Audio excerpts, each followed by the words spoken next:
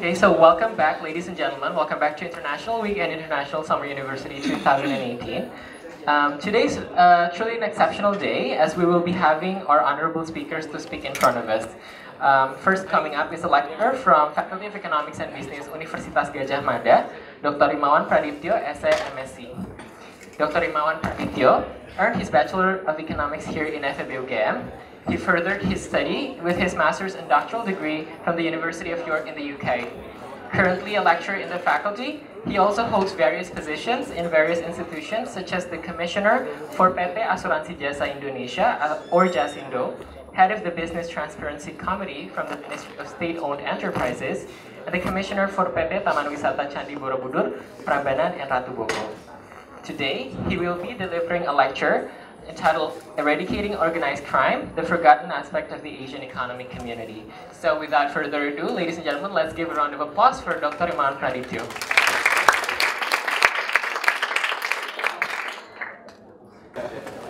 Thank you.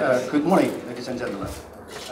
I would like to start with this lecture by introducing what is the AEC, or Asian Economic Community, and what kind of some historical aspect first, and then why is it that we do have ASEAN here. And I know that some of you has come from Europe, so you probably a little bit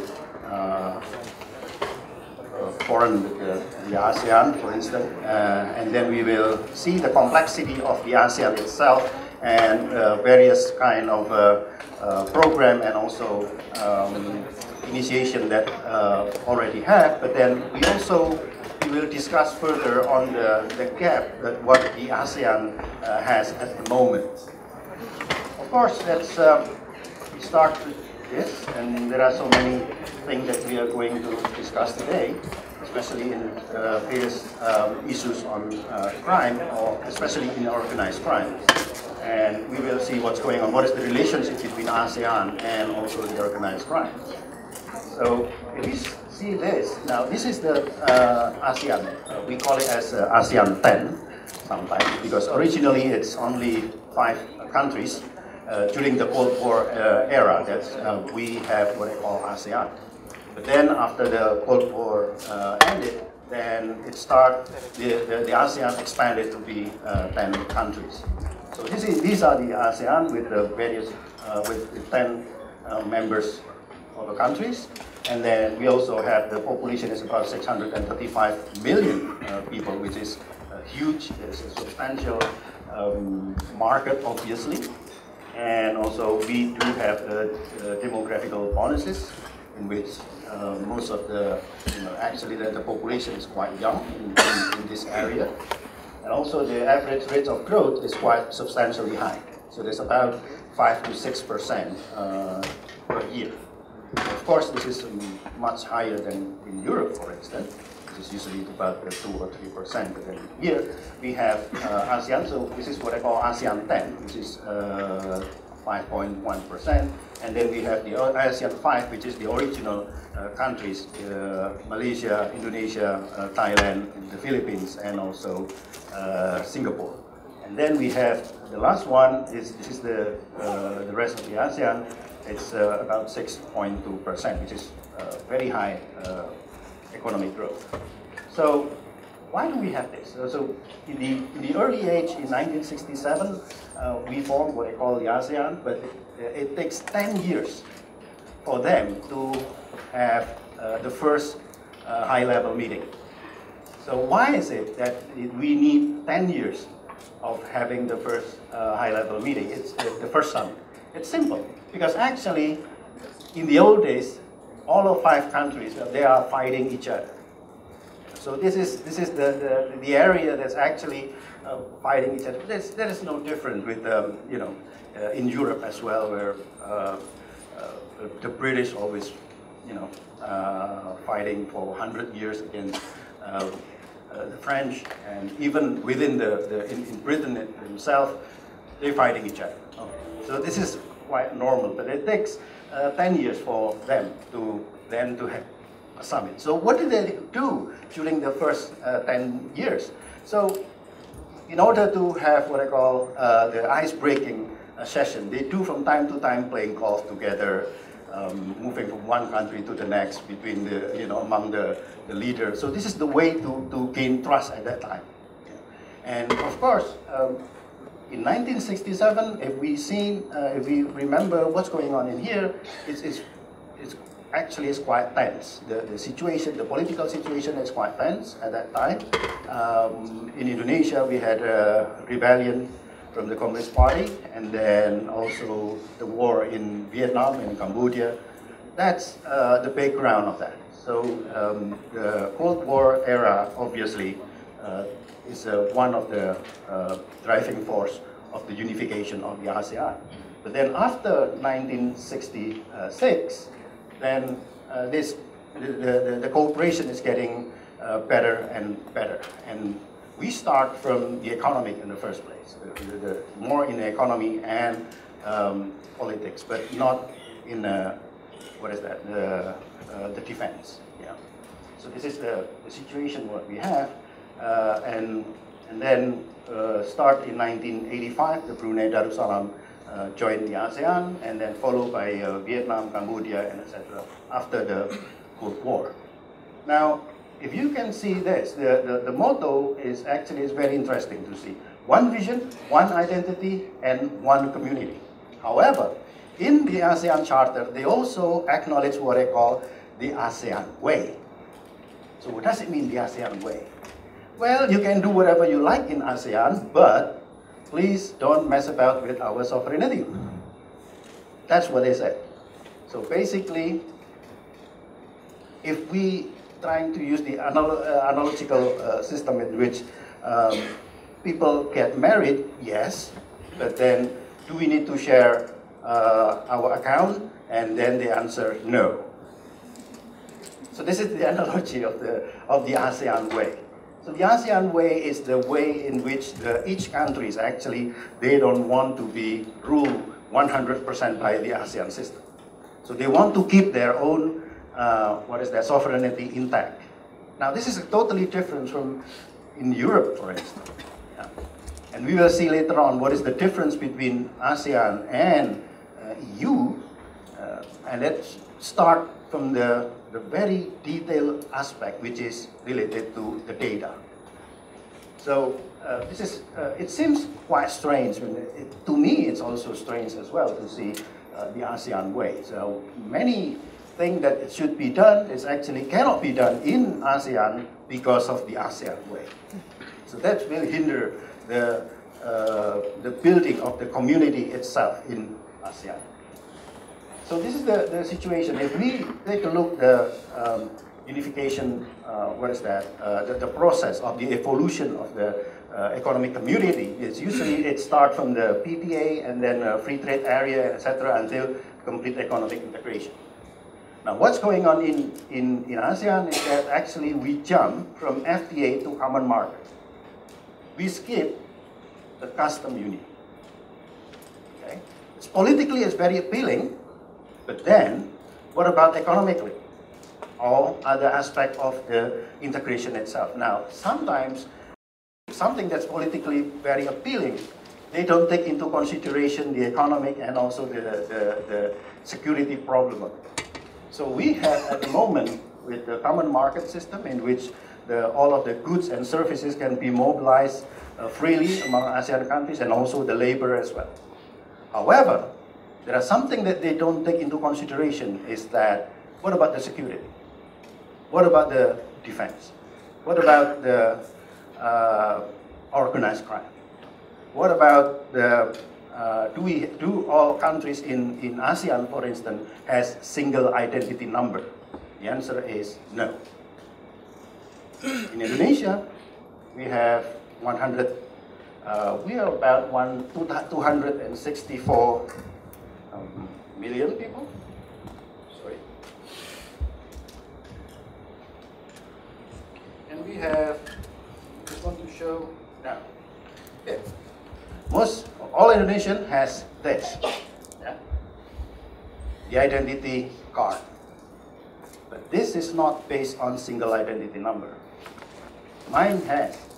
It has a single identity number. However, is not all people in Indonesia has a single identity number.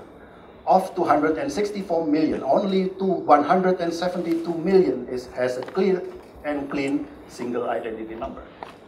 Now, the identity number is a bit funny because unless you have 100% of the system of the country has the single identity number, then it's actually your identity number doesn't work.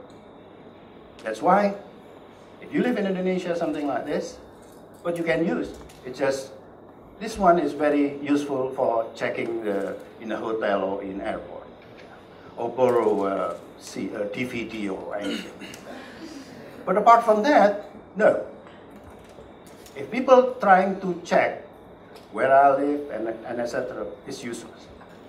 Because some people may have more than one ID. Once you have more than one ID for one person, then the whole system of single identity number collapses. What follows is a bit terrifying, in the sense that if you're trying to have a, like health services, tax, and etc., there is a high probability that people, the authority cannot identify you.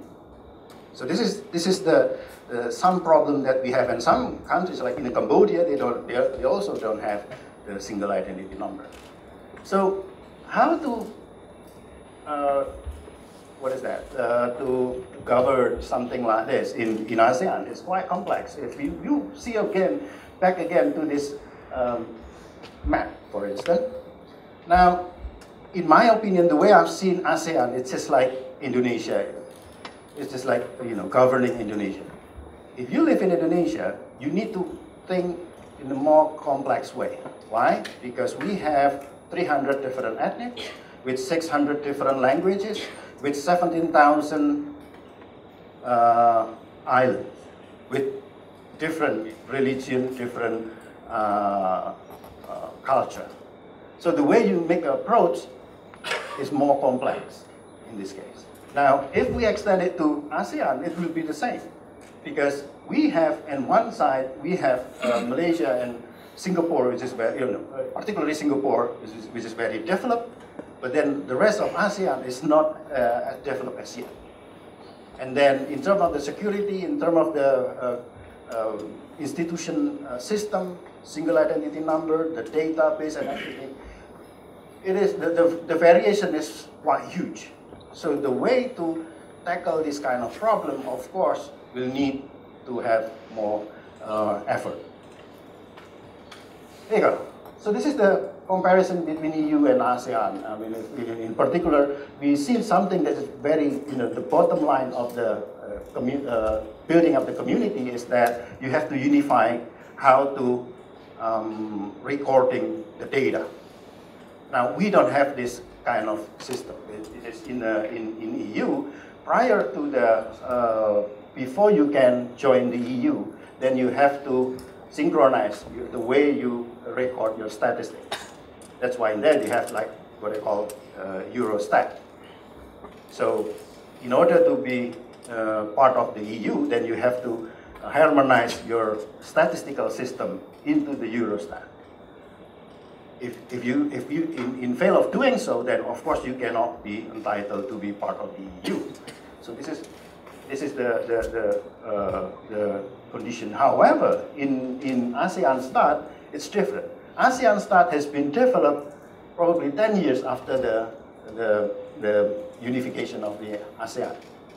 And this one is not compulsory for any ASEAN countries to comply with ASEAN Stat protocol in presenting the data. See? So this is the situation. If you compare between the right-hand side is the Eurostat, and then the Eurostat, they don't care about the statistical office. What they do care is that every single country has to supply the data to the Eurostat from the source of the data. On the left-hand side is the ASEAN.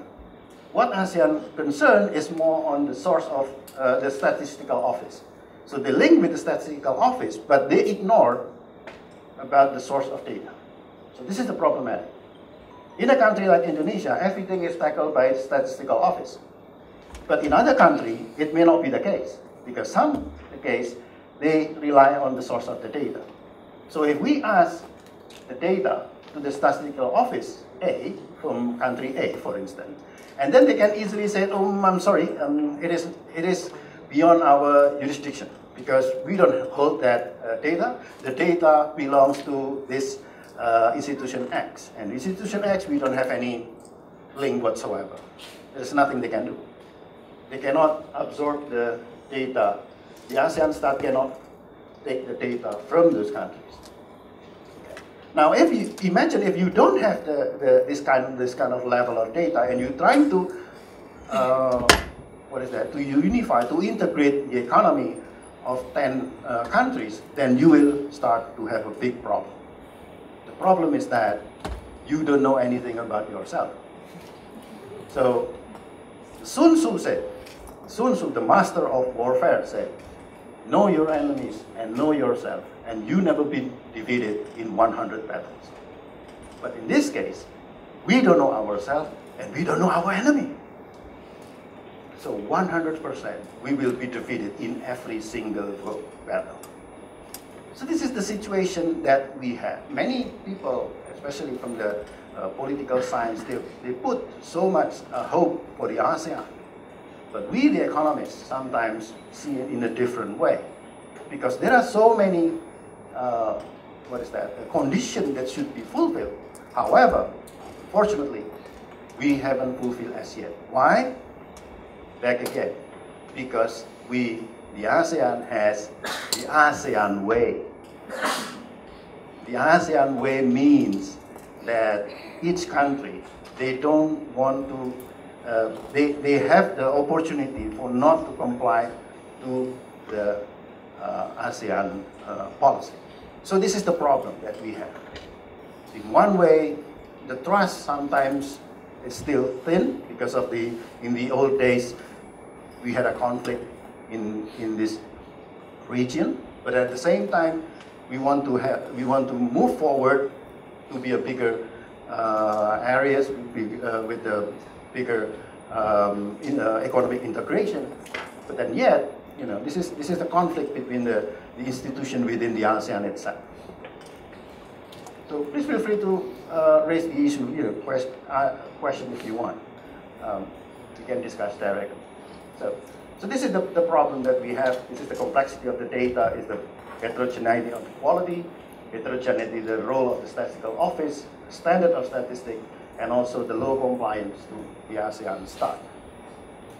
Okay, so what is the main problem that actually raised in ASEAN? Indeed, that we have integration in the process of economic integration. However, something that we've forgotten the most is about how to handle the crime. And it's not only the petty crime what we are discussing, but we're discussing something more sinister, which is the organized crime. Let's start with this. So this is basically what the problem that we have in ASEAN, the right-hand side. So we have the formal market and informal market. And then we have the institutional aspect, which is just like a cheese. Lots of holes in there. Okay. Whereas in developed countries, there is no informal market. What they call informal market in developed countries is actually illegal market, but not in the countries like in ASEAN. I don't know how long have you been here, but then probably tonight you can walk around, and then if there is any food stall, people selling food across the street, they are the informal sector. Do they pay tax? No. They don't have to pay tax. Now, do they need to have license? No. Do they need to have food and hygiene handling license? No. So it's very handy. If you want to open a stall, just open it. Yeah, just open it. It's just like Nike. Just do it. Well, at one point, this is very useful when we start with financial crisis. During financial crisis, about 50% of the formal sector employees, they lost their job. So what the government can do, nothing they can do about it. So what you can see at that time, in 1999, the year 2000, the informal sector is flourishing. But in 2004, most of them, they put back again to the formal sector. So this is the, in one point, the informal sector helped us in dealing with the uncertainty in the future, especially for the economic crisis. However, the problem is that once you have the informal sector like this, it's not easy to regulate. And especially with dealing with the tax and everything, it's not easy. Okay. So the challenge is too, actually, what we have in ASEAN. I think this, our colleague from Singapore, they don't have this kind of problem. They're already in the left-hand side. But for rest of the ASEAN, we still have two problems. One is how to transform the informal market into the formal market. And the second one, and how to fill the institutional aspect. In Indonesia, for instance, you may say, well, institutional probably is not, whether the informal market is probably is not huge, but in Indonesia, 65% of our economy is actually run by informal market. Informal market, in this case, they are not necessarily illegal. They just have that because they don't have sufficient capital. So this is the situation that we have now, and also this is the problem in ASEAN, the heterogeneity of the transparency. So it just looks like, you know, most of the countries in ASEAN is actually on the right-hand side. Only few countries probably on the left-hand side. So in terms of the transparency, it's problematic in this case. Now, of course, when you have the economic integration, but then in each country you have a variation in terms of the transparency, then you have, of course, there are some problems occurring here. Okay, let me start with illegal fishing. How big actually the problem in illegal fishing? It's huge. So this is the situation what we have. So 90.1% of world fish stock has been overly exploited. And if we talk in Indonesia, in ASEAN, most of the areas here is actually mostly belongs to Indonesia. In the old days, before the regime of the current president, Jokowi, about 7,000 until 10,000 of illegal fishing, of illegal ships. They exploit the fishing. They do the fishing in Indonesia. And then afterward, after we have the Minister Susi, and she said, okay, let's tackle the problem. So they remove about 7,000 until 10,000 foreign ships from Indonesian sea. Now this is huge problem because in the old days it just take only 1 year to ban this, and then afterward the volume of the fish in Indonesia is increased about 20%. It's huge. So in the old days, it's like, you know, we have the what is that? Our sea is actually, we don't have our sovereignty in our sea. Now, in the old days as well, when people have been caught because of the illegal fishing, then the court will say, okay, we will sell the ship will be confiscated, yeah?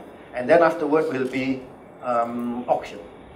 But then who win the auction is usually the old company who got the problem. And then the Minister Susi said, no, we don't want to sell it, so we explode it. So that's what they that's what he did. She did. Yeah. Every time the illegal fishing, illegal ship was caught, and then will be exploded offshore. So that's create the deterrent effect is quite substantial. But at the same time, it's, you know, of course there are many countries become uneasy to Indonesia. Now, why is it do we need to tackle this kind of problem? Because tackling this kind of problem is not only standalone problem, it's related to the illegal fishing. When you're trying to tackle the illegal fishing, there are some related crime that actually occur as well. In the sea, if you imagine, where is the triumphant of the crime is actually at sea. At sea, there are all kind of things occur. It starts from human trafficking, drug trafficking, yeah. And then you deal with the illegal transaction of fuel. In the old days, the Indonesian government has a policy for illegal, subsidizing the fuel. And then what people do, they buy the subsidized fuel from the land and then bring it to in the middle of the sea, and then selling the subsidized fuel to the foreign ship. So this is a lucrative business in this case. So you have custom-related offenses, immigration, and then also human rights abuse. And most of the what I call slavery, it still occur in the middle of the sea, because nobody, in the middle of the sea, you cannot. It's not easy to find somebody who will supervise you or enforcing the law. And this one occurs not only to Indonesia, but what we have is that we freed, I think, about more than 1,000 fishermen. It came from various countries in ASEAN that they were forced labor in the ships. We caught several cases, something like that.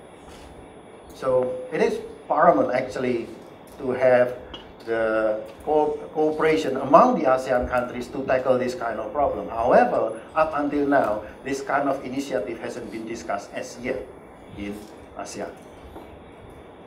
See? So this is the pattern of offenses in the IWEEK, or the illegal fishing. All kind of things that you can do. They have a transshipment, illegal catching apparatus. And then usually every single ship, they have a VMS that should be on all the time, but then they put it off. So you can identify where the ship is actually going, yeah, because the VMS has been turned off. Okay? Now, this is the human rights abuse in IWEEK. You have a child worker, mental and physical abuse, working without social security, working sometimes 18 to 20 hours a day. And the question is that, who will supervise this? If this one is occur in the middle of the sea, it's not easy. Of course, they don't have a contract, and homicide, sexual abuse is something, to some extent, like common in those areas. Okay. So this is what this is the statistic so far. I think this one is from 2015. How many ships has been exploded because the government trying to improve the sovereignty of the coastal areas. Now, if we can do this in across the ASEAN countries, that will be, there are plenty of crime related to the illegal fishing is actually can be tackled. But unfortunately, this kind of initiative hasn't been discussed as yet. Okay. Second one is about the substance misuse. Now, what is the problem of substance misuse? Now, this the ASEAN, we have the Golden Triangle, yeah, the place where we, one of the center of the production of the cocaine and illegal substance in the world. Second one, this is most of the traffic is actually from here. What is the problem? The problem is that we don't have a unified, like harmonizing the system in tackling the crime. For instance, if we have Singapore and Malaysia, they are very tough on illegal, trafficking. If you bring 0.15 gram in cocaine, for instance, in Malaysia or in Singapore, then you will be receive capital punishment. In Indonesia, however, well, you need to wait until you bring 2 kilos, for instance. Then they will put you in capital punishment. However, sometimes they will give you probation and everything. So, what is the implication? Of course, the implication will be paramount here. If you see the characteristic of those who bring the illegal substance to Indonesia, it can be anything. Sometimes it's student, sometimes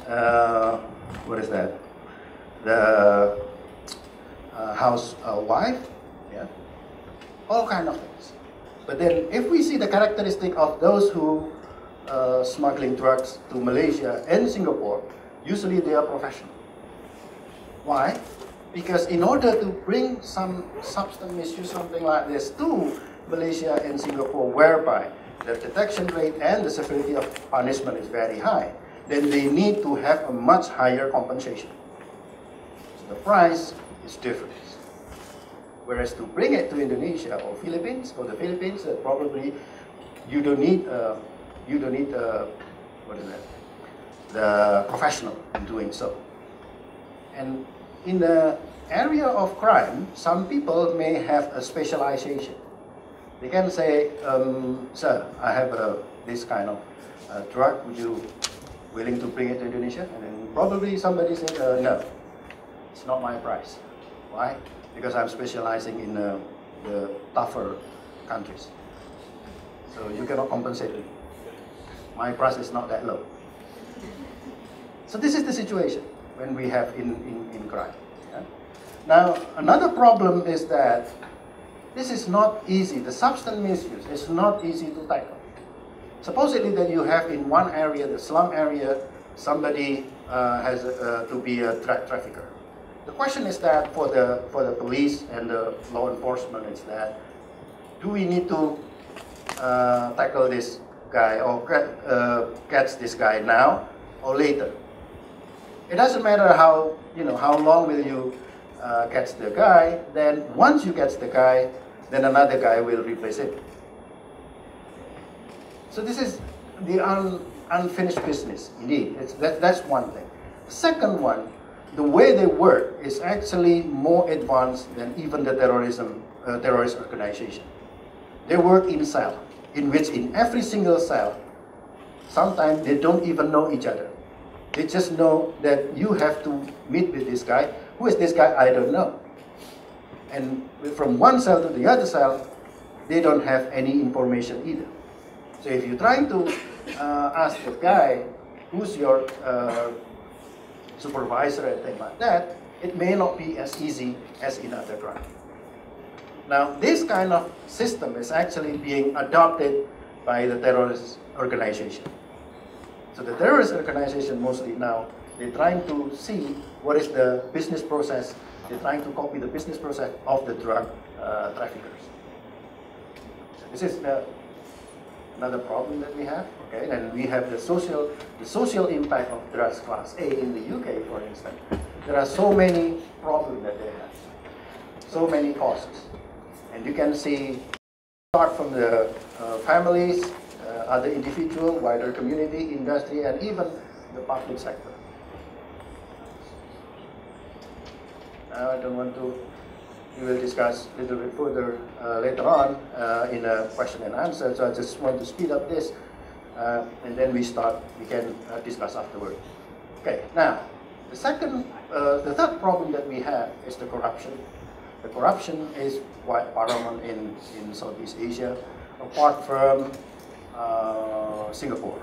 In Singapore, it's quite clean. If you see the perception corruption index of Singapore is usually the top. They reach, I think, about 82. So 100 is means that's the best. So they reach 82. Whereas for Indonesia, I think now we have a 38. Oh yes. Some countries in ASEAN, we almost similar to Indonesia. And Recently, we can learn from in Malaysia that now they make arrest of the ex-prime minister because of there is an allegation of the huge corruption. Okay. In the old days, when the prime minister is still in charge, nobody dared to do that. What happened in Indonesia, for instance? Well, there are many ministers has been arrested by the KPK or CEC. CEC is Corruption Eradication Committee, or we call it in Indonesia as a KPK. Also the Supreme Judge, even the Supreme Judge has been caught and sentenced. So back again to this, and this is something that's interesting to see. What does it mean by the definition of the corruption? Basically, the definition of corruption is they have some kind of evolution. In the old days, the definition of corruption is only limited to the public sector, but nowadays it's also linked with, it's related to the private sector. And from one country to the next, the definition of the corruption is different. In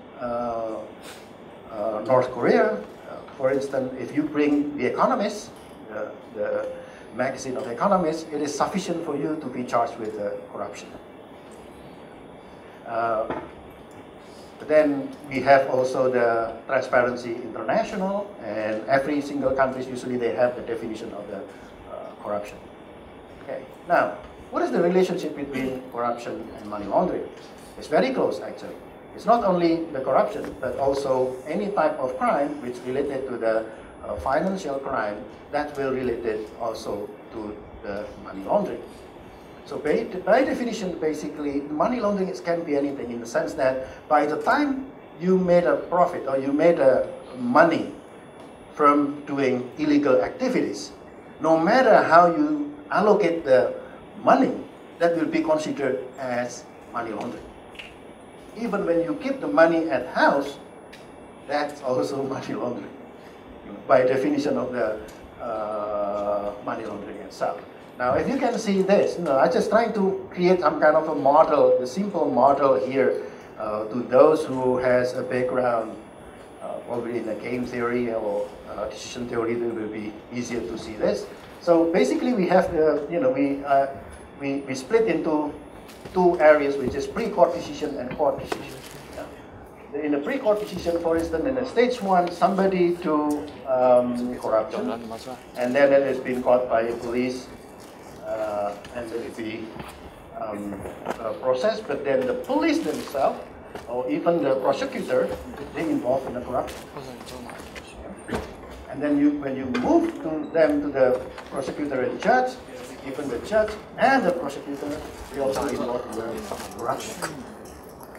And everything that what you can earn here in 3 stages here, you can transform into the money laundering.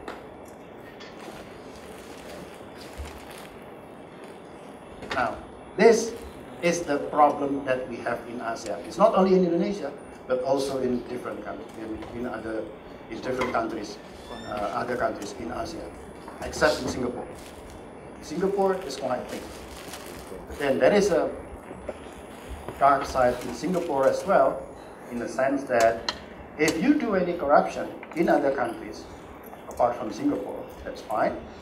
But then you can escape to Singapore. Go to Singapore, live in there, and then for instance, Indonesian government, basically, we cannot catch them. There are many people, something like that, in Singapore. Another problem is that every time Indonesian government and other government asking information about the money laundering and also the corruption of the individual who went missing in Singapore, and usually we don't get any information from Singaporean authority. So this is different. This is the difficult one. In one side, many countries in ASEAN would like to get rid of, trying to eradicate the corruption and money laundering. But then we have a safe haven in the middle of ASEAN. So this is the challenge. And it's not easy, because in many occasions, our law enforcer trying to follow trying to catch the convicts, but then when it goes to Singapore, there's nothing we can do. Unless the case is different when we deal with the Rolls-Royce case. The Rolls-Royce case is related to our national flight Garuda. So in the old days, the chief director of the CEO of Garuda, he involved in some kind of a bribery with Rolls-Royce. And our KPK actually didn't detect, but who detect is actually the KPK in the anti-bribery squad in the UK. They found that the Rolls-Royce have to bribe some, CEOs, and one of the CEOs is actually the Garuda's CEO. And that's linked to Singapore, and then Singapore reveal the data, and then goes to Indonesia. So this is why is it this happened? Because in the UK they used what I call the Bribery Act 2010, and in America they use FCPA. This is the anti-corruption for the foreign in foreign countries. And in those legislation, they have right to catch anybody beyond the geographical boundary. That's why the investigation can go to Singapore, from Singapore to Indonesia, and then they exchange the information accordingly. So this is the situation that we have. At one side, we have a problem with the corruption and money laundering, but then in the other side, we have a safe haven countries. And it's not easy to deal with this, because when you're trying to impose, when you talk about the ASEAN, and then again, back again, this is ASEAN way. This is our sovereignty. And if you make an inquiry about the money laundering, and it is simple to say, we don't know, and that will be considered as a compliance. This is under the Edmond Group and also the FETF. So FETF and Edmond Group is the organization for anti-money laundering across countries. There you go. So what is the impact of the corruption? So the impact of the corruption is actually will create inefficiency in our economy.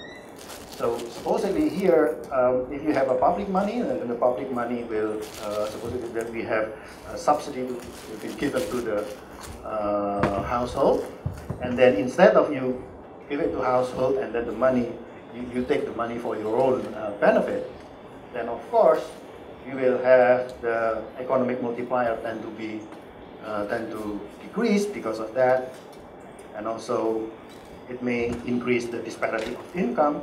So in the end, it will create the misallocation of resources. Now, the corruption is one thing, but doing money laundering, especially when you launder the money abroad, is a different thing. That's why sometimes I consider there are two types of corruptor. One is the nationalist, and the other one is non-nationalist. This non-nationalist one, if they take money, public money, and then afterward they send abroad. When they send abroad, that's make the life of any law enforcer will be very difficult. Why? Because when you send abroad, then the maximum amount of money that we can retain back to our country is just only 75% of the total money that has been laundered abroad. Why this has happened? Because in order to investigate money laundering abroad, then we need to have a collaboration with law enforcement abroad. And of course, it is not our resources that we can use, so we have to use our partner, our country's partner. And then the United States starting charging 25% of the money that has been sentenced by the court to be returned back to the home country. And once the America charging 25%, then other countries follows.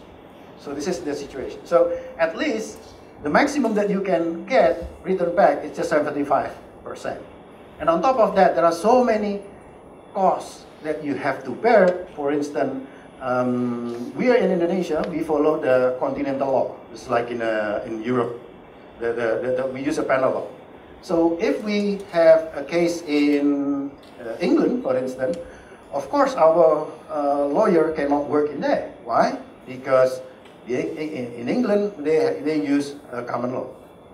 Even in Singapore court, our court cannot doing that practice because most of them, they don't have common law, certificates. So in that case, then we need to hire the lawyer from the countries, the host countries. But then, in doing so, of course, in dealing something like this, their lawyer, the perpetrator lawyer, must be the best lawyer. So we have to hire the best lawyer as well. And of course, it's costly. And what is the probability of winning? We don't know. So there's lots of uncertainty in this case. And how do you see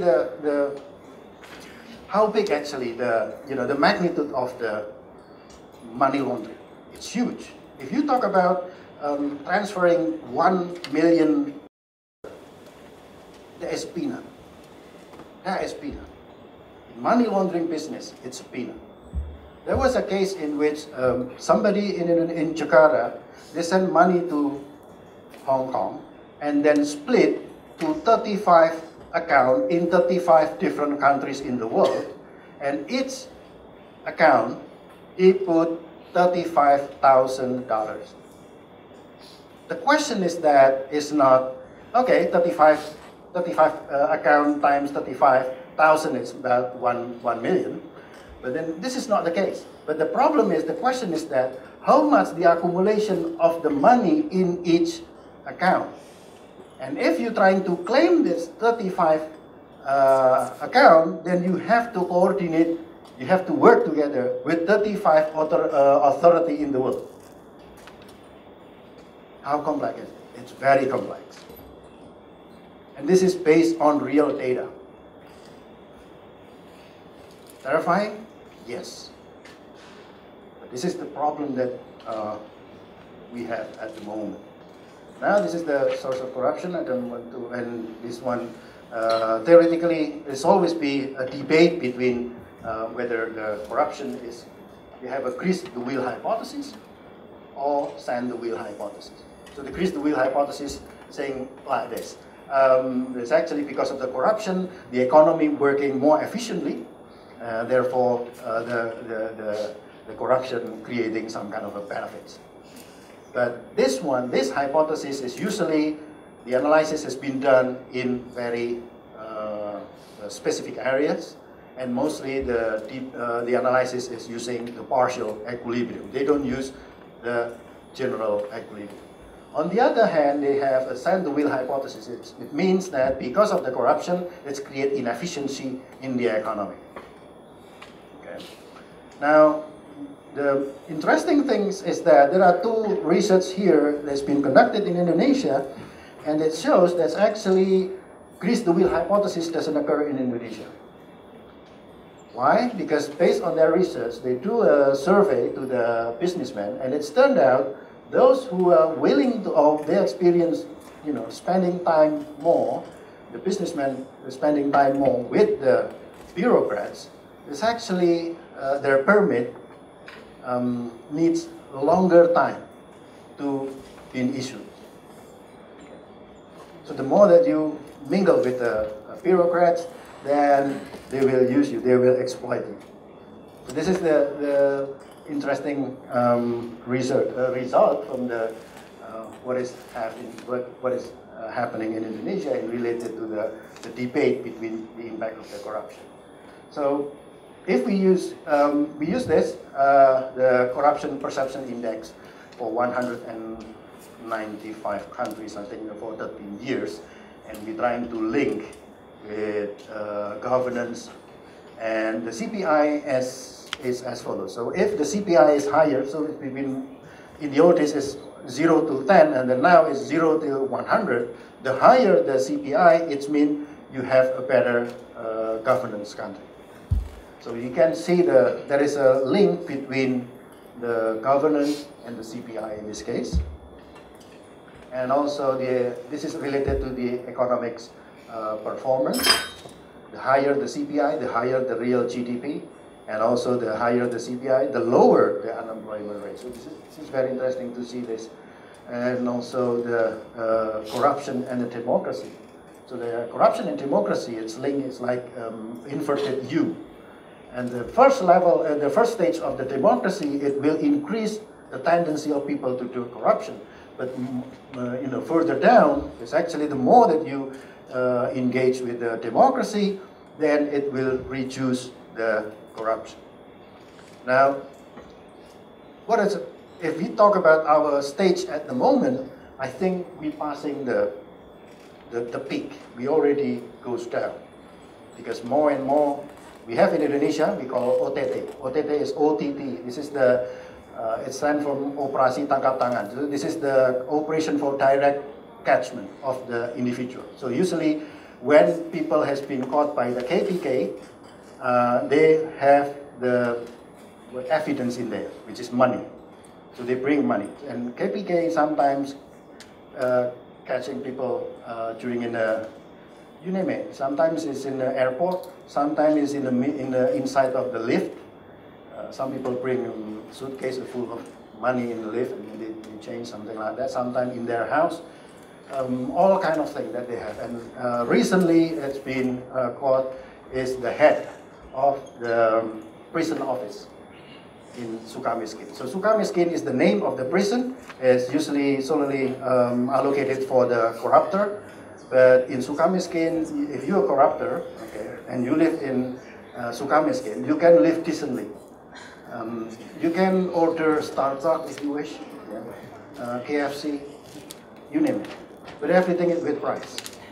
And even in the old days, we do have a lady who ran the business meeting in the prison. So they asked, because he's the director, so she asked all of his staff to have a meeting in there, and they transformed one of the hall in a prison to be the meeting hall, and including her own chamber become 5-star hotel. You'll see it later on. Sorry, just flipping. There you go. Hey. See, that's the guy. No, not this guy. This guy's my friend. He's a good guy. This lady. So, and this is the guy who were caught because of he was working for the tax office. He was 33 by then, but he was extremely rich. And why is it he wearing the wig? Because at that time he watched the Grand Slam tennis in Bali, and it was caught by the what is that? The press, and then the issues has been raised. But apparently this guy, during his sentence in the prison, he managed to go out and then went to Macau and Hong Kong to play in a casino with his family. So we do this kind of stuff. So now this one is the one that's very interesting, and I think that this is the danger of corruption. It's actually like this one. This is what I call the adverse selection and the corruption. So what's going on in here is that if you come to from the country, if you are the entrepreneur and you come from the corrupt countries, the tendency is that you will do the investment not to the country with better, good governance, but you tend to go to other corrupt countries. Why? Because you're used to it. You know how to play the game. At the same time, if you come from countries with low corruption, you don't want to invest in a country which has a huge corruption, because you don't know how to play the game. If you never do, bribery, the question is that, how to open the conversation if you want to do the bribery? It's not easy. At the same time, if you used to do the bribery, then you think that you deal with the people who are willing to take the bribe money, but it's actually not. So this is not easy. That's why the tendency. This is the dangerous. If we don't want to reduce the level of the corruption, then what kind of foreign direct investment that came to this region is actually mostly they are not good entrepreneurs. So it is paramount actually in this case that the countries in ASEAN, for instance, they have the unified policy on how to reduce the corruption and also money laundering together, and that will create the area within the ASEAN will be very attractive for the investor. Okay. So this is always be like this. This is the character of any type of a crime. What you can see is just the tip of the iceberg. What you cannot see is the iceberg underneath the surface, which is much bigger than this. This is the danger. And if we change, this is the data from the UK that we work. So this is related to the what I call the behavior of the conventional offenders. So the conventional offenders like a theft and thing like that. Theft from vehicle and then pickpocket and thing like that. They're just like footballer, in my opinion. Their peak time for their career is when they reach 22 until 25. And after that, it will reduce. It will decline. And usually they will stop when they reach 40 years old. But then for corruptor, 40 years old is just the starting period. It's just a golden period for them. Yeah. I am 48. So it has to be this is my top period if I want to be a corruptor. And in our database we have some convict who is 72 years old. Yeah. So this is okay. And if we compare between the countries, now we can see who are the top one. The top one is actually the Singapore. And the rest between Malaysia and Indonesia and Thailand is actually underneath behind that. It's about 39, 40, 42, that kind of stuff. So this is the level of again, like what I discussed before, the way to see the ASEAN is just similar to the way to see Indonesia. If in Indonesia, the development is basically focusing in Java and particularly in Jakarta, in ASEAN, the development occur in Singapore. But then the rest is actually, the deviation of the development is huge. There you go. Now, this is the problem that we have. Some countries in ASEAN haven't established single identity number as yet. Some countries are still reluctant to sign the extradition treaty for corruptor and money laundering. So we don't have that in ASEAN. So if somebody is doing some crime in one country, it is not necessarily will be easy to do the extradition, especially for the corruptor and money launderer. Some countries may serve as a safe haven for the corruptors and money laundering perpetrators. And we have the beneficiary ownership and automatic exchange of information at the moment. Recently, we have what I call automatic exchange of information, which is the worldwide cooperation among countries to exchange the information related to the compliance of the taxation. So if we are here in Indonesia, we can ask our colleague from or the Norwegian government asking about, okay, how many Indonesian people who own the saving account in Norwegia, for instance. And then they will send it to us. And then at the same time, they can ask us how many Norwegians in Indonesia, who live in Indonesia, has the account, the bank account in Indonesia. So we will send to them as well.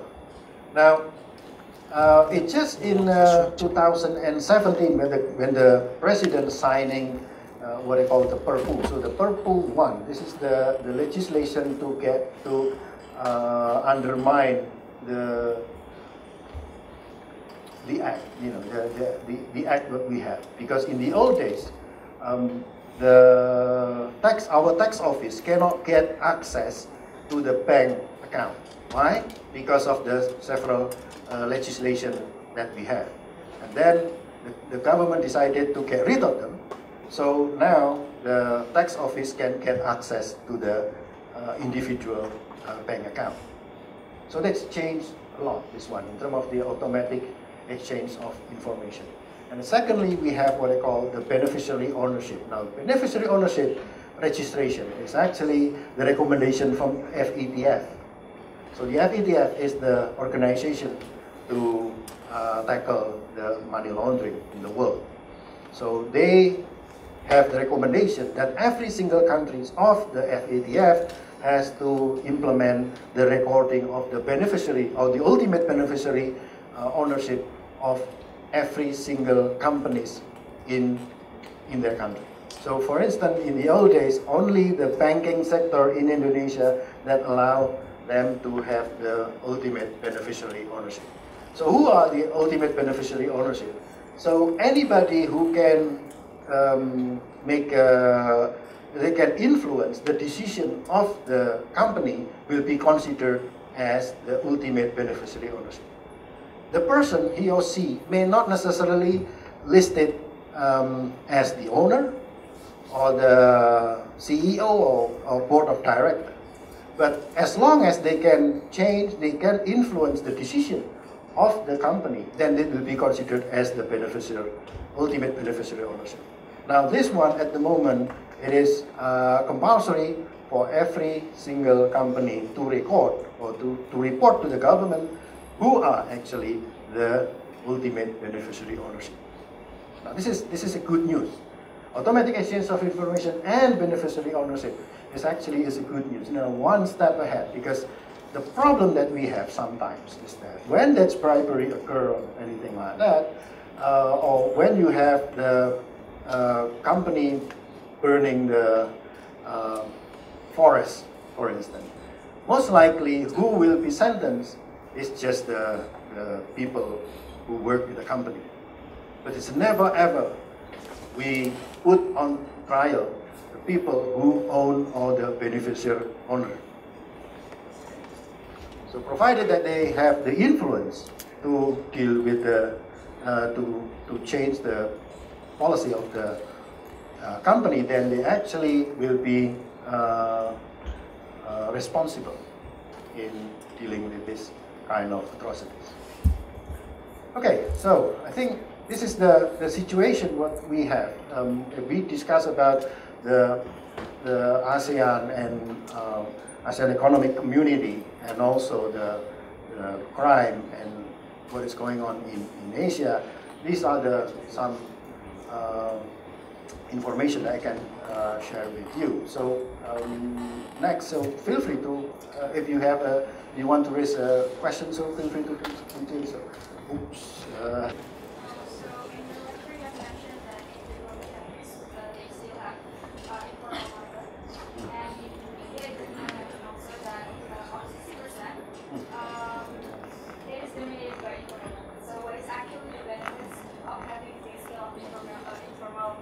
Informal market, and what that makes it until now the country has not yet handled this matter more seriously or thoroughly. Thank you.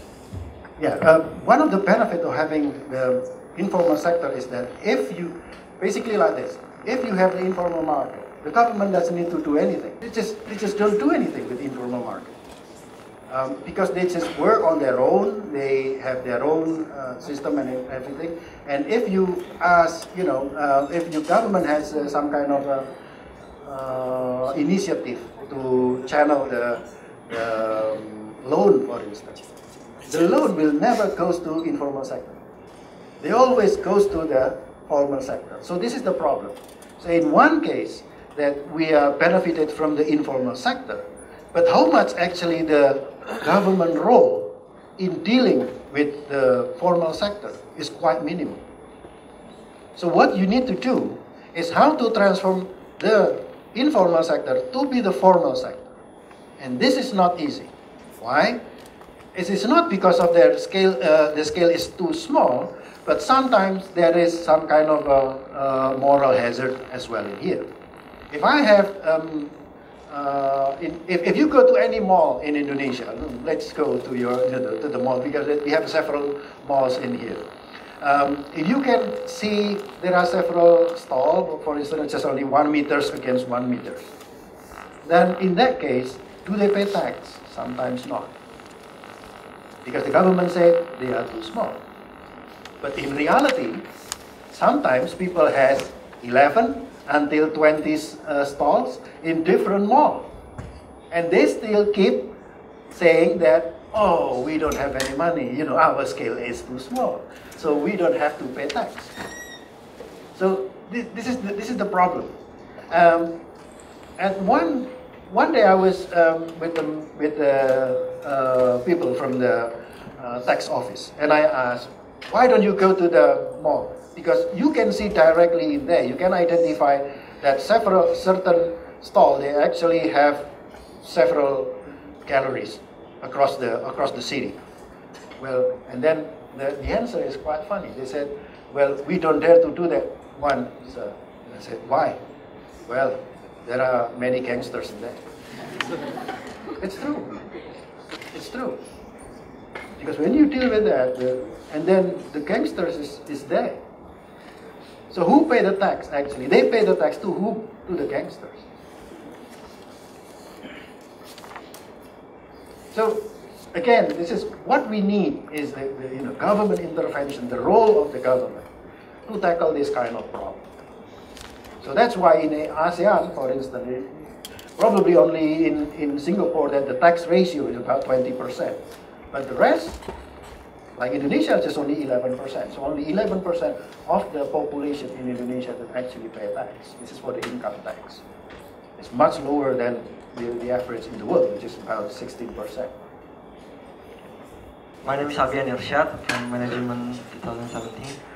So I've seen many crimes or even organized crimes that you uplift today.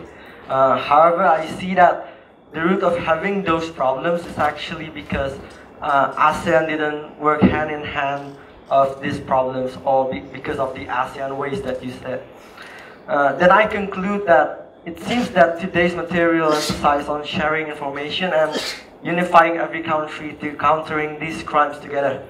But does it mean that you're saying it will be much better if we disregard our sovereignty and move on as an ASEAN community, just as one ASEAN, or what do you reckon? Thank you. I think that we need to separate between the sovereignty on one side and the safety in this case. If we still keep working with the ASEAN way, in which every single country has a different interpretation about the ASEAN way, we will go nowhere. To me, if you have the economic integration and then you keep saying that ASEAN way, it's just no way. We can't go anywhere. So we need to learn that, what we have is we have to harmonizing the institutional system that we have. So the exchange of the information, the transparency, we need to make it clearer. Okay? We need to have like a standard, and then we have a reporting system in terms of the data, in which in every single country we have the same standard of reporting it. And then afterward, we can move forward. But if we just saying that, no, I don't want to reveal this kind of data because of this and that, and mostly because of the political, this is the problem. So I think ASEAN has to be more realistic in this case, in the sense that the jargon on ASEAN, the development on ASEAN, is nothing to do with the politics, it's more on economy. However, the economy has never been, but this jargon is basically put forward by politicians, in which they want to have some kind of something wow, but it's actually inside of that is very, very vulnerable. So this is the situation. I think that we need to be more frank about this. Yeah, with each of us our situation, and why don't we work together to improve the institutional system across the ASEAN, because it will benefit us all together. I give you the example, for instance, if at the moment there is somebody kidnapped a kid from Indonesia or from Cambodia, and then they transporting to other countries in ASEAN, it's just impossible to identify where is the country origin of that kid. No information whatsoever. So this is one small problem. If we have like the case that they have selling organ, illegal selling organ, that kind of human organ, that kind of stuff, intestine. There's another issue that we have. And here we have the area which is huge.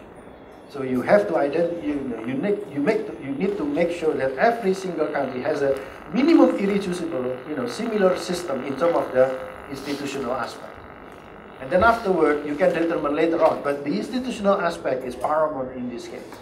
If not, then you can avoid the tax so easily. You don't, all kind of things that will occur, and especially in the level of crime. So, because in order to change the informal market to the formal market, we need to make all of the business listed by the government, right? But in Indonesia especially, it's so hard to list your company, to make your company being legal, and it costs a lot. So is there any ways that government can make to make it easier to list your company, so like everyone can have the financial report and pay tax? Yes, it's actually easy. It's not that hard. The only problem is that there is no incentive that we given to the bureaucrats in doing so. The problem is in the incentive system, particularly if we talk about Indonesia. This is the funny thing in here. In this country, in the public sector, we recognize we have 3 different systems of incentive. The first incentive is come from, like Central Bank of Indonesia, the FSA, Financial Service Authority, or the KPK, whereby they implement the single salary system. Single salary system is occur across the, in developed countries they do have. So you will be paid once, and that's it. Anything you have a meeting or anything, you will not get any money. But then in Indonesia we have the first one, and then the other one is quite. This is the system under the Suharto's era, which is still occur until now, whereby the civil servant, they get the salary, the basic salary, very inhumane actually, is insufficient even to live decently. And then they do also kind of a project, the government provide the project, and then if you absorb the project, if you do the project, then you will get some more, okay? Some more money. The worst scenario is this, and then the government has the KPI, key performance indicator of the civil servant is absorbing the money. The more money you absorb, you will get the better KPI and also your take-home pay. Does it link to the outcome? Does it link to the welfare of Indonesian people? No. And then the third one is somewhere between this, which is what I call the reformation scheme by the Ministry of Finance. So you can imagine that in one country, in here, for instance, in Indonesia, we have 4 systems. The last system is by the multinational corporation, that kind of stuff. Yeah.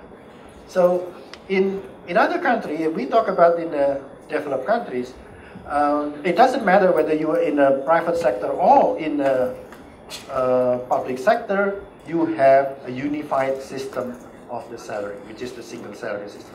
What is the difference? The difference in the intensity of the salary, because it's different from one sector to the next. It depends on the business process of the sector. So this is the problem that we have. So there is no incentive for our bureaucrats actually to record that kind of things. Why? Because there is no project. So this is the way when we, sometimes people moaning about this, but in the end, actually what is that? The solution is back to the principles of economics 101, which is individual behavior is sensitive towards incentive. You change the incentive system, and then the behavior will change accordingly. So our incentive system for the public sector is actually irrational in this case. So that's why the orientation is not how to fulfill the outcome, but it's just only the output, in the sense that how to get rid of, how to spend the money, how to spend the public money, and then in the end of the year, and then the Ministry of Finance will say, oh, hey, that's great, we spend 95% of our national budget. But nobody asking about, okay, because we already absorb 95% of the public money, then what is the impact to the poverty? What is the impact to the unemployment? What is the impact to the education? Nobody asks that kind of question. So do you think that ASEAN will be better off if we use a single currency instead of the current system? We are not ready as yet. I think if you're trying to mimic what's going on in Europe, you need a lot of assumption to be fulfilled. But will we ever be? Well, it depends on how big is it, the intensity of the integration itself. Even though at the moment, I was in Ireland in year 2000 when they changed the currency. And that is not easy, because at that time, Ireland is the highest, their exchange rate is the highest in comparison to euro. And it stated in there that, the government said that every single shop, they do not allow to change the price. This is the simple thing.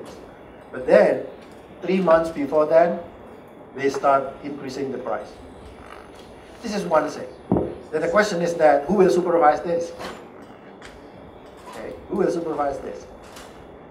And if we have the institutional problem still like this, any attempt to thinking about the single currency is still far away. That's my point, actually, when I said that when the politician mostly dealing with, okay, we want to be like Europe, and I said, well, hang on, there are so many assumptions here, the basic assumption or the condition that cannot be fulfilled in ASEAN because we have the ASEAN way.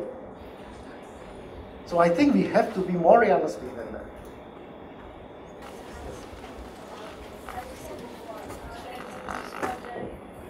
The incentives for the informal market is irrational. Now, what would you propose in order to encourage the bureaucrats to create a system to legalize these businesses and encourage the business owners to legalize their business as of now, they don't see the benefits of legalizing their business into a formal business? Yeah, change the incentive system first. And I think we can mimicking what's going on in Singapore, but even in Indonesia, for instance. In Indonesia, we can use the way the KPK or the BI has been, the incentive that has been implemented. This is the funny thing, yeah? Most of the ministerial, they were asked to spend 100% of their budget, apart from one body, that they cannot do that, which is the KPK. The KPK only spend 55 until 60% of their budget. But many people knows that the KPK is the trendsetter for anti-corruption institution in the world. They have 100% conviction rate. Once you get the KPK, that's it.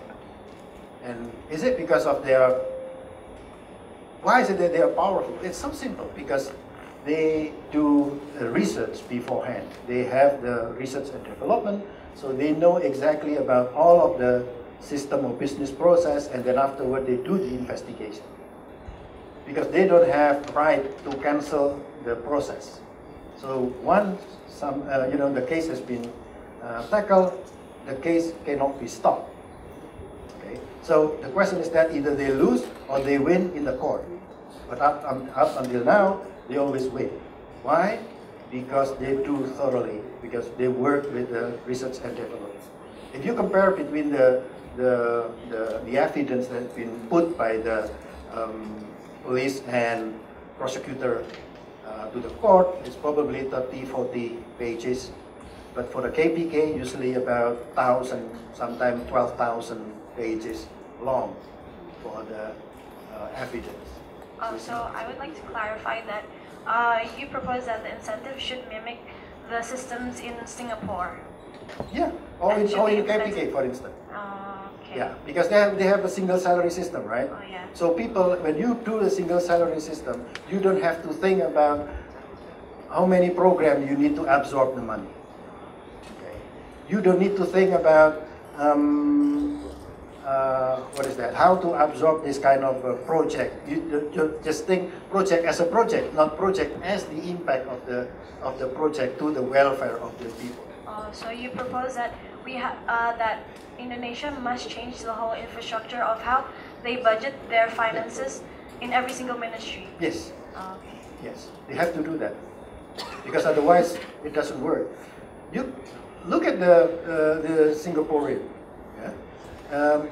They start to do the reformation in 1901, I think, under the British government on eradication of the corruption, and it's failed. But then after they got independent, under the president of Lee Kuan Yew, they start to do the anti-corruption. And in year 1980, in 1980s, they start increasing the salary of the civil servant. And now, if you can see, if you go to Singapore, the best resources individual, the best people in there will go to be a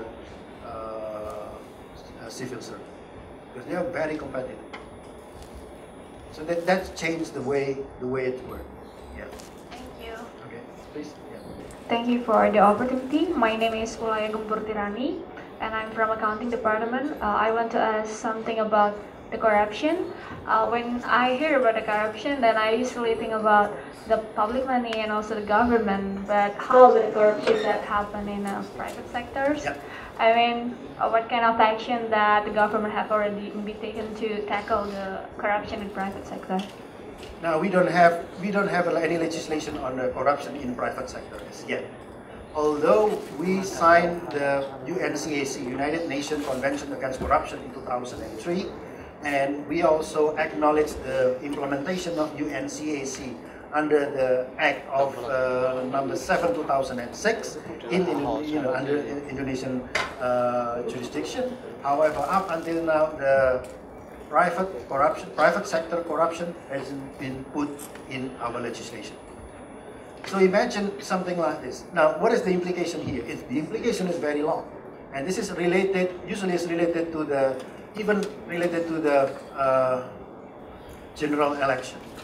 If somebody willing to be, I'm civil servant, I'm working in this university, and if I want to be a legislative, or I want to be a senator, then I have to resign from this university. It means that I'm no longer civil servant.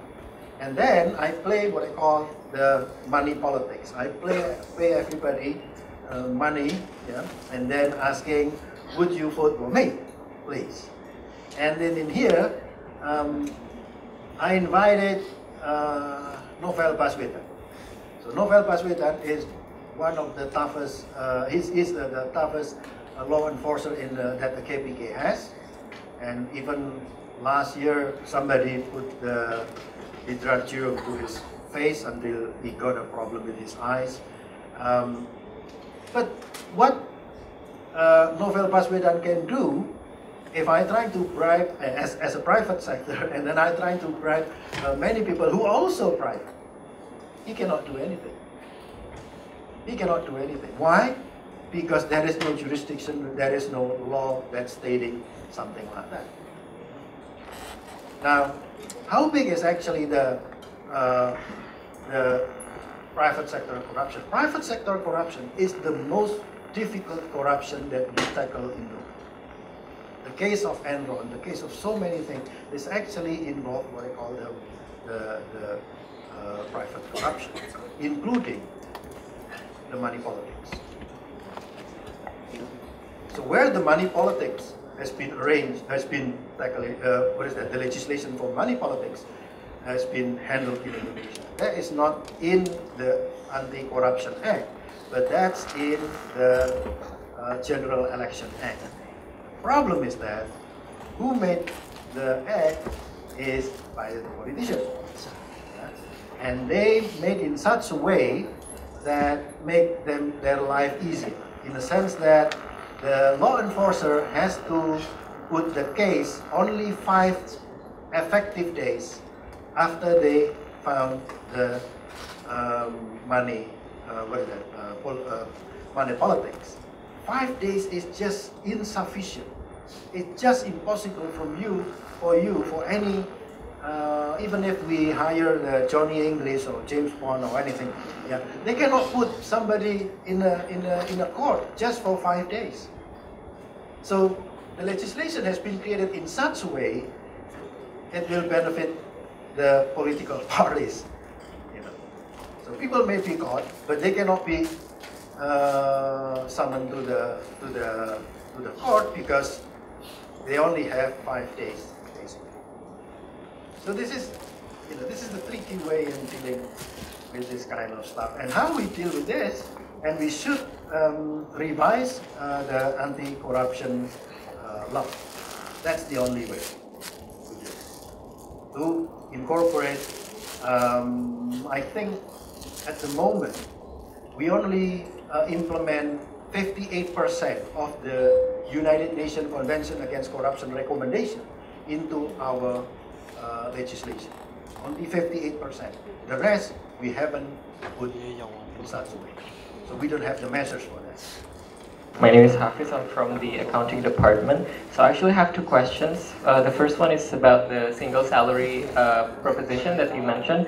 Do you think that it could backfire because it relies on the morality of the employees themselves? I feel like, especially in Indonesia, I believe that if you have a fixed amount of salary, regardless of whatever that you do in the job, you will do the least amount of work possible because you will still receive the same amount of money. I think that can happen. What do you think about that? Also, I want to ask about the problem of data complexity, because you mentioned that Asians still have a very different statistical information structure in its various countries. How do you think we can resolve the problem, and are there current reforms happening in Indonesia or in Asia to resolve this problem? Because I feel like, especially in Indonesia, it's still very possible for people to have different names even in their ID card, in the akta kelahiran, like the birth certificate, and it's weird, but it happens. Like, it happens to me, and I just don't understand how that happens, because it's a very simple information, but there are still variations. That's it. Thank you. Okay. If we implement the single salary system, then there are other consequences as well. At the moment, well, this is I don't know. I think in Germany they do the same thing, whereby once you become the civil servant, it's very difficult to get fired. But I think we need to change that in the case of Indonesia. It's the same thing in here. Once you become the civil servant, basically you become a He-Man or Superman, because nobody can fire you unless the minister, has to give sign the contract, what is that, petition to fire you. And during that period, when you have the problem until you have become, formally fired, it may take 4 to 7 years, and you still receive the salary. It's crazy system. So if you trying to improve the way the salary system works, like single salary system, then of course you have to have the conduct in such a way it's much easier for you. The probability to be fired is also increased. That will change a lot. That will change a lot. In a KPK, for instance, it's easier for people to get fired. So one day, the guard, what is that? The security in KPK, there was he received money from somebody who, the case of KPK, because the security giving the direction and make him, doing his job basically, giving the direction where he has to park the car. And when he go out, he give 50,000 rupiahs. And the guy said, thank you. It's something like a tip. But the following days, the security guy has been sacked by the KPK because he was caught by the CCTV. And it's just like that. It's very easy. If you can do like that, and then you have your salary is actually sufficient for you to live decently, then people behave differently. People will change. Their behavior will change. See, again, this is based on, it depends on the contract system that we have. If the contract is rational, then you work rationally. Many people in Indonesia always saying that, the problem with Indonesian people is that we don't have any moral. We lack of morality. That's what it is. And I said, I disagree with that. Why? Because when the Indonesian moved, by the time the Indonesian landed in Changi Airport, they become law-abiding citizens. They don't throw trash, they don't smoke, they don't chewing gum, and they will be happy to do queuing. Yeah?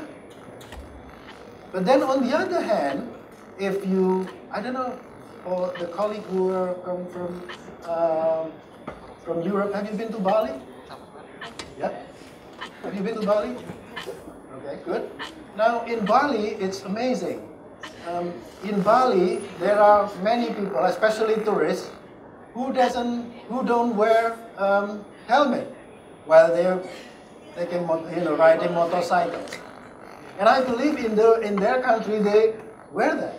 But why is it by the time they come to Indonesia, to Bali, they get rid of the helmet and they can get away from that?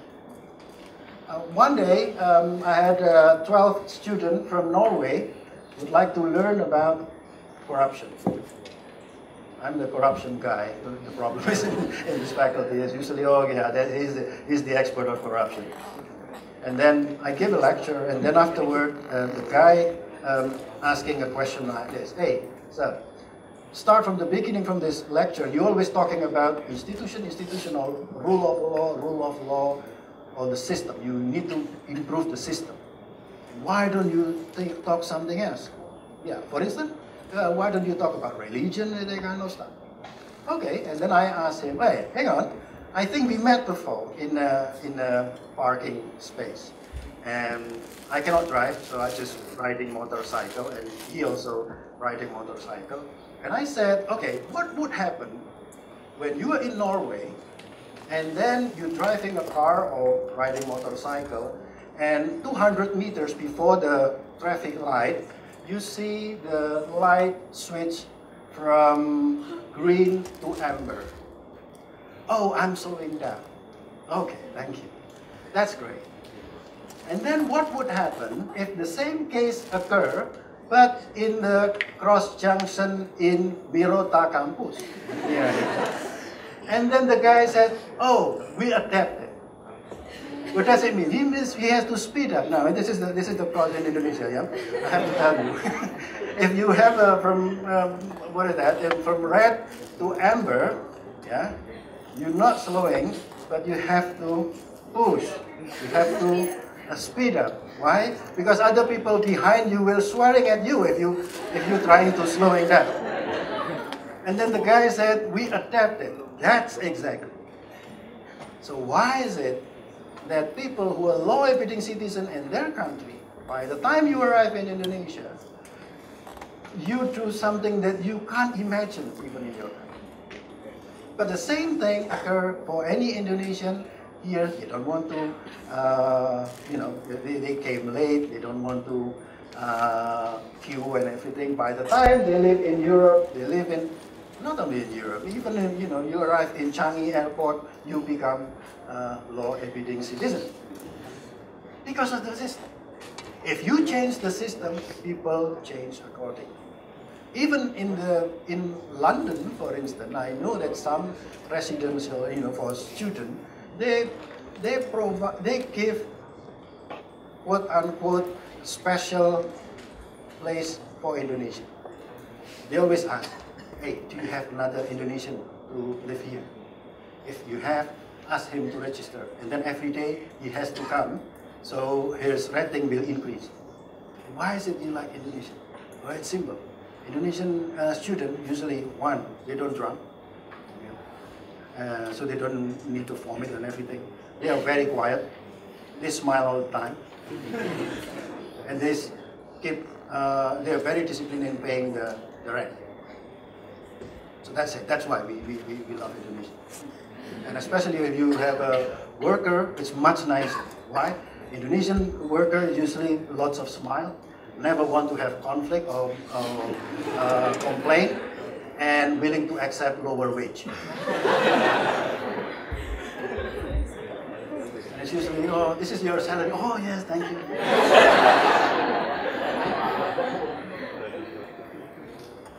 So basically, again, if you try to tackle this, to our colleague from Europe, is probably, oh, your problem is actually puny. It's like our problem in 1780s. Like in the UK, they do the Reformation start in 1780 and ended in 1832.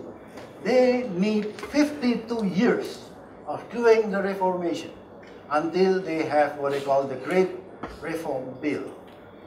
Indonesia, we only done Reformation, have been done in the Reformation on 20 years. So we still have 32 years to do. Okay. That is for the benchmark, if we use the benchmark in the UK. Okay. For the second question, this is related to the data. Yeah.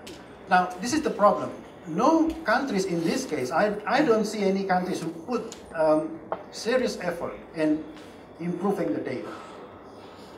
And even from the ASEAN Stat, the position of ASEAN Stat itself is not important in ASEAN. It's different from the Eurostat. Now, we have to change this. So in the sense that, okay, if you join the ASEAN, so what we need to do is trying to harmonize the way that we record the data and where that we have to rely on the source of data instead of the institution who collect the data. For instance, in Indonesia, that we have the National Bureau of Statistics. All data has been collected by them. But in Singapore, no. Some of them has been covered by the National Bureau of Statistics of Singapore, but some of them are not. That the same thing occur for, I think, in Thailand. So they have two type of a system. So we need we don't have to change their way of dealing with that, but then if we ask that we can get access from the source of data, and that will be sufficient. It doesn't matter, whether they have a National Bureau of Statistics whatsoever. So we need to do this. Now, another problem that we have is mostly when we deal something like this with the recording system of population, people don't, especially the politicians, they don't see it as a milestone. Because when you're trying to improve it, nobody can understand what's going on here. they don't feel what is the benefit. So this is the problem, because when the politician doesn't see that as the observable achievement, then usually they are reluctant to pursue. Hello, my name is Annelies. I'm from Business Management Department. Yeah. I want to ask about the beneficiary ownership. Yeah. What if the government of Indonesia find out that there are the shareholders that have more than 50% shares in other country, but they don't register to the ultimate beneficiary ownership registrations? Does the government of Indonesia has a specific punishment on, or what kind of punishment to do the government give to the shareholder? Now this is just the beginning of the beneficiary ownership. When I did my study with on beneficiary ownership, it was 2016 with the KPK, and that is the first study ever about the beneficiary ownership in Indonesia. 2017, and then I created the Ministry of Coordinating Ministry of Economy asked me to create the the roadmap of beneficiary ownership in the mining sector, mining and also the extractive industries. And then in 2018, the president signed the decree for the beneficiary ownership. So this is still quite young in a way, it's quite in the early stage. And the only ministerial that very keen on pursuing this is the Ministry of Energy. Now, the question is that what would have, at this stage, we just urge that they have to register. But in terms of the punishment, it's not fully, defined as yet. And I think if you want to go further like that, then we need to have the act or undang-undang, in order to impose that. So it's a big leap actually to have this kind of stuff, because it's not easy when you're trying to make this, that the president signed, for instance. But then the presidential decree is not sufficient because it has to be followed by ministerial decree as well. Now, the one that we trying to pursue now is in the Ministry of Agriculture, Trade, and also Forestry. So across the board, if they have it all across the board, so that will make it easier for us to identify. Now, who are by definition is that the person who has the share about 25%, that will be sufficient to be the beneficiary ownership. Yeah. And even they don't have a 25%, but so long as that individual can influence the decision of the company, that will be considered as the beneficiary ownership. So this is new legislation. And it's lots of debate. It's always be, if we deal with something like this, it's a lot of debate. And we have to convince people. That's the same thing again for instance, if we're trying to push the private sector corruption, and then illicit enrichment, and then trading of influence. So this is the one that we always try to look forward. But of course, that's the big problem is that how to convince the politician and also the bureaucrats. So your suggestion is to convince the politicians and the bureaucrats, yeah. And sometimes something like this, because this one is presidential decree, we don't need to deal with the politician. We only need to deal with the bureaucrats, because this one is not the act. If this is the act, then it goes to the politician. It's much harder in dealing with something like that. I did research on palm oil, because the politician has the draft act for the palm oil in 2017, and I proved that the draft act is actually creating a burden, substantial burden, if the government signs it. And what's happened if after we discuss with the government, they stop the discussion. So basically, they cut the process of the draft act. So they ask the politician to rewrite again. It's happened. It's happened. And then now in 2018, they changed the whole draft act. Changed. It's not disasters like what we had in 2007. Okay. From the explanation that you have given to us, only way to fight organized crime is to fight them back with a system. But my question is, who should enforce the system? Is it ASEAN, or it should be the nation of the members of ASEAN, like what Singapore government has done before to enforce the reformation about this system? Is it ASEAN should overpower the government of its members, or should it is the first step is from the local government of each member of ASEAN countries? This is the part of the agreement that actually they have to do it. You know, for instance, like the beneficiary ownership in now the system of beneficiary ownership in Europe is the mixture between, I think this is the accommodated from the British system. So that's between the British system and the Dutch system. So each country has different measures, but then they agree at certain level. So what they agree is the minimum irreducible level, and then on top of that, you can do whatever you like. Now this is occur for the case of Europe for the beneficiary ownership, for instance. Now the same thing is occur for us as well. I think why don't we have the strange thing if you go to the ASEAN Secretariat website, they do all kind of a program about the culture, about the social system, about anything, you know, art and everything. Apart from one thing, right? Apart from dealing with how to improve the institution. Now this is strange. Why don't they do that?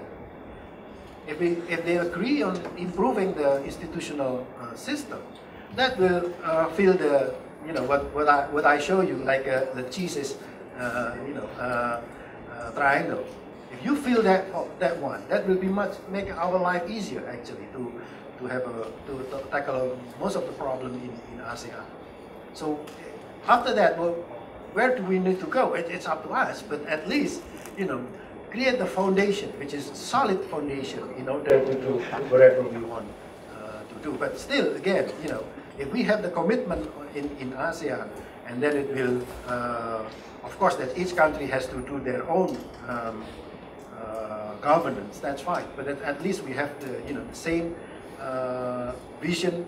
Back again to the motto of ASEAN, they have one vision, one community. But hang on, you know, we don't want to govern ourselves, you know. So that's the anomaly.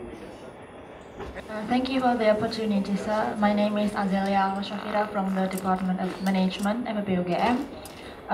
So I was wondering, what is now happening to the ASEAN economic community? I mean, in 2014 until 2016, it's all we talk about. And lately, I haven't seen any article or any topics of the AEC that has been breached.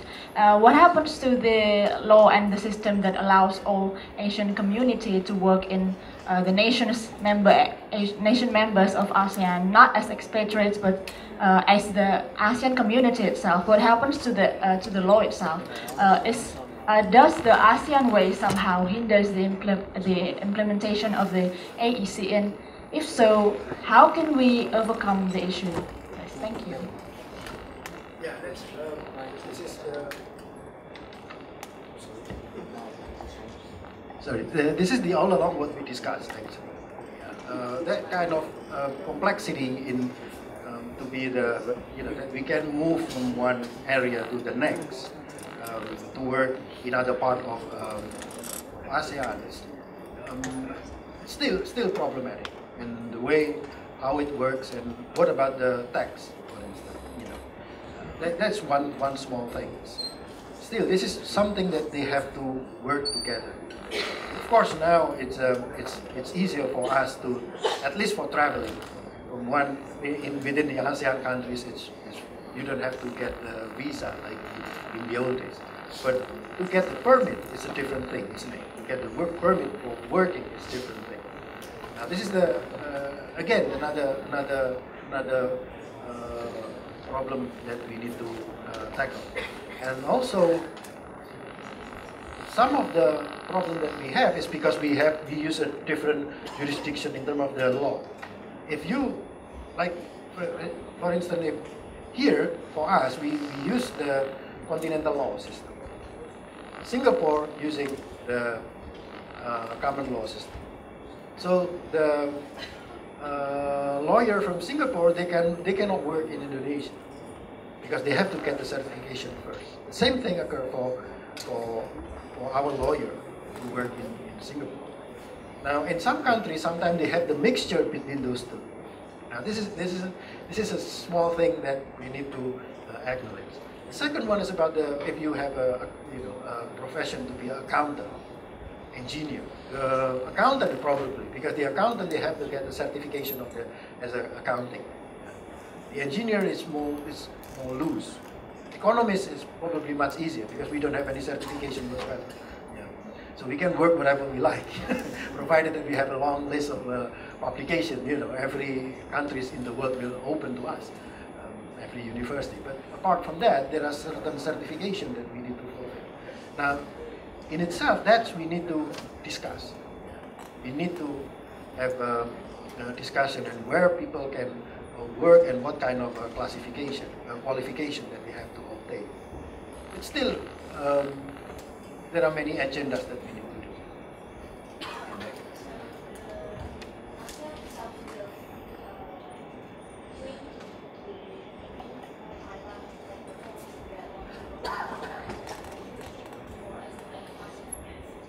It should be as ASEAN communities, but in reality, it's not the case. It's like many cases like Indonesian workers in Malaysia, for instance. Yeah. There are so many, regulation, and sometimes the regulation has been imposed back again to our country, where they would like to obtain the visa in the first place. I know that some Malaysian, the Malaysian government imposing certain regulation to anybody from Indonesia who would like to apply a visa, to working visa in Malaysia, for instance. And that's become a bit tension between Indonesian government and Malaysian government, and at that time also involving the competition commission, because there are some kind of procedure that is unclear to us, and that's sometimes is hinder the breaching the competition policy as well. So this is the kind of thing that actually is quite complex. It's not easy to resolve, but we have to have agreement on that and working together to resolve the problem. So in accordance to the drug smuggling situation, as you stated before, for some people it is a profession, and it's still happening right now, I believe, which means most of the criminal actions of smuggling the drugs remain undetected.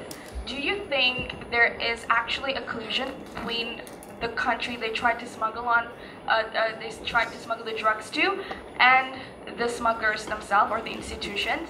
And why is it so hard for countries to solve this problem? Thank you. Any crime is not easy to observe all of the underlying crime. That is, it's like a type of the iceberg. That's why if we see now, UNTOC, for instance, this is this is an attempt to work together to tackle the organized crime, because this one is across the board. We're moving from one country to the next. That's why they have to have cooperation in this case. But that will be very difficult for us, for instance, if we have the, I mean, the situation is not as clear cut at the moment. It's not easy because, of course, that many drug smugglers tend to go to Indonesia because we tend to be more lenient about that in comparison to Malaysia and Singapore. But then the question is that what would happen if we trying to be too harsh, you know, moving like Singapore or Malaysia? It's not easy either. It is not easy either. Because we are like a big family, isn't it, in the world, and there are of course that many people has the and many Indonesian who has the what is it jurisdiction problem criminal problem abroad as well, and if we sign to say giving capital punishment, in a sense that will make our position will be vulnerable as well. Because many countries in the world has get rid of the capital punishment. So this is another complexity that we have. Okay. So some people may say something like, okay, how to tackle corruption in Indonesia? It's simple. Put anybody who do a corruption at a certain level, sentence them with a capital punishment.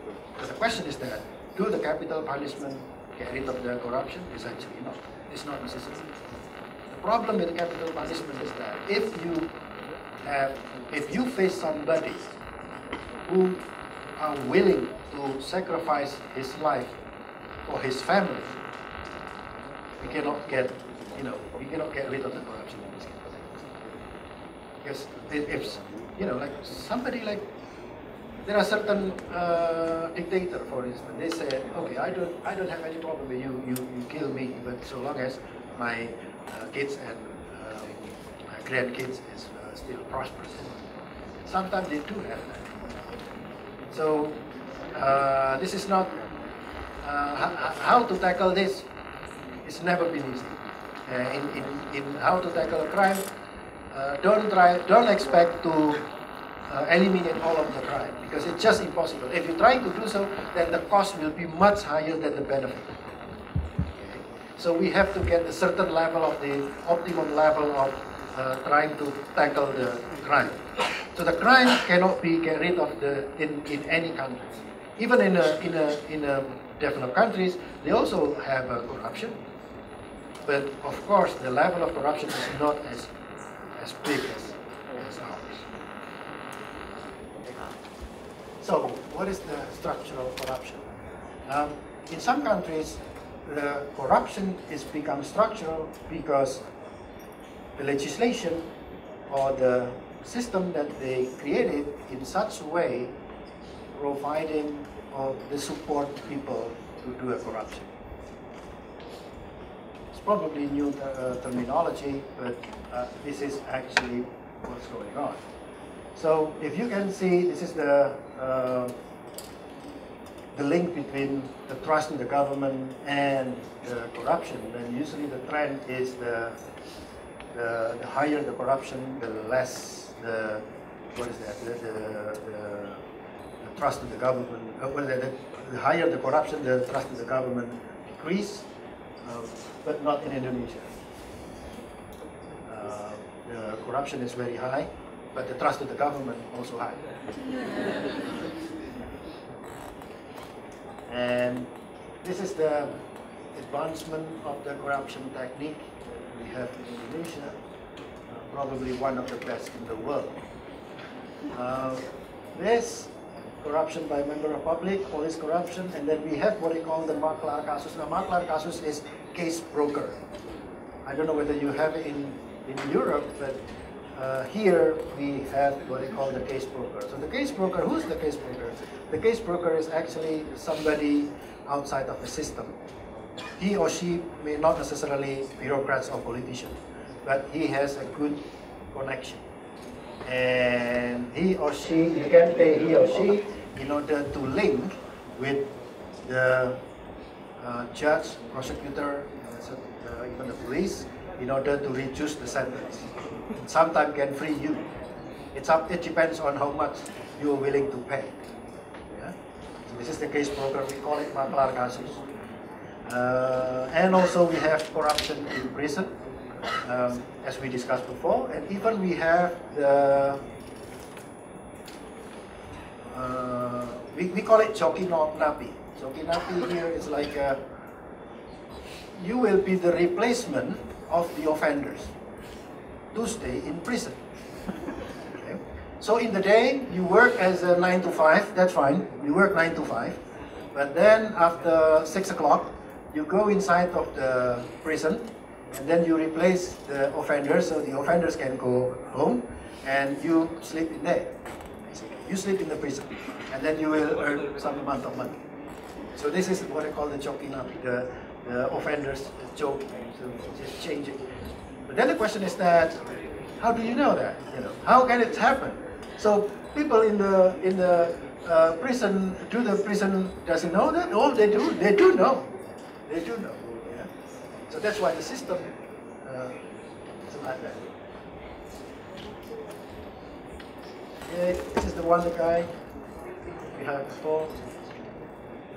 Now sometimes, you know, this is the difference between if you have the system in common law and in civil law. And in civil law, you have to state it clearly how much the fines and also the sentence, the imprisonment, the length of the imprisonment that will be given if somebody conducted certain violation.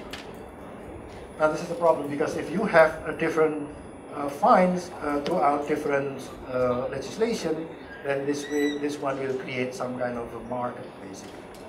Now this is the difference between the complexity of corruption in Indonesia. If you want, this is what we learned from the Rose Ackerman 1978 and Klitgaard 1988. But this is from Indiati. This is the Indonesian system, whereby you have the middleman in there.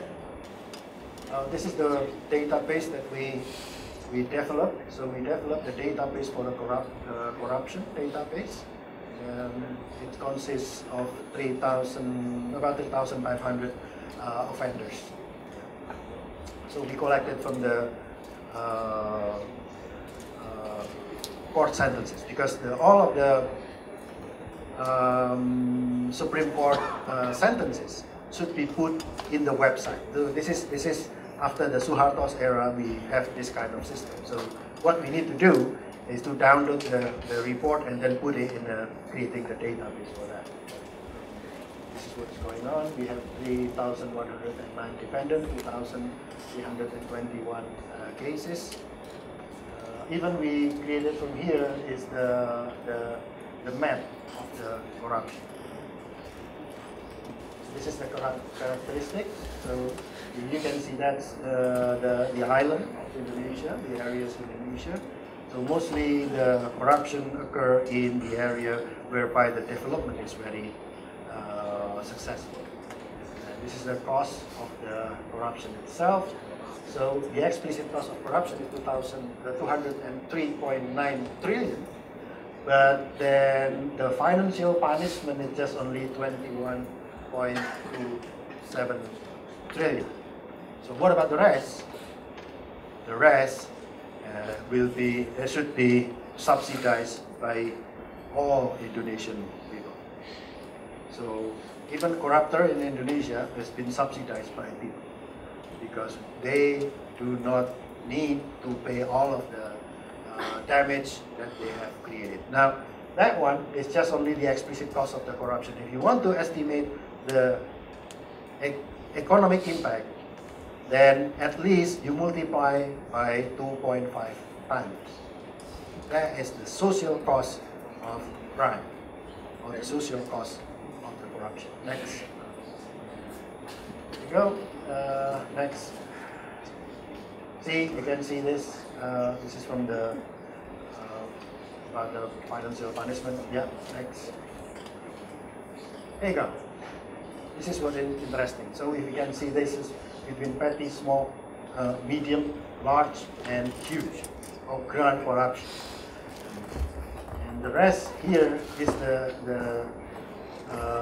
this is between C over A. C is the average court decision divided by the average corruption, And the more you committed corruption, you will be benefited. So the ground corruption here, if you do the corruption more than 25 billion rupees, then you will be sentenced only 8.39% of anything that you inflicted to the state budget. This is just only for the state budget, not the impact for the economy as well. Next. There you go. Next. Okay. Now this is the no. Okay. This one. So what is the difference? The difference between the developed countries and developing countries is that the strategy in tackling corruption is different. In developing countries, the tendency is creating the new institution to tackle corruption. It's like the KPK in here, and also in Hong Kong, in Singapore, in Malaysia, they have a special task force. They have a special institution to tackle corruption. Whereas in developed countries, they don't need to do that because their own system. They created the system in such a way that anti-corruption is embedded in each of all of the system. That's why if you can see the difference between the Bribery Act and Indonesian anti-corruption. And Indonesian anti-corruption are only applicable in Indonesia, but the Bribery Act they can implement in other countries as well. This is the difference between them. Next. Okay. This is the lag that we have. We don't have anything that red on the left-hand side is the one that we need to fulfill, but we don't have this as yet at the moment in Indonesia. Next. Okay. So the left-hand side we cover, but the right-hand side this is still a loophole in our system. Next. This is some of the measures that we have. Next. Okay, so this is the way that we work, working all together with KPK, police, public prosecutor office, tackling corruption. In the future, it's actually, this one is requires lots of cooperation between them, but sometimes they competing each other. So this is the problem. Between KPK, police, and public prosecutor, they competing each other in showing to the people that they work in a good way. Any questions? Okay. If not, then we'll return to the M.Sc. Thank you.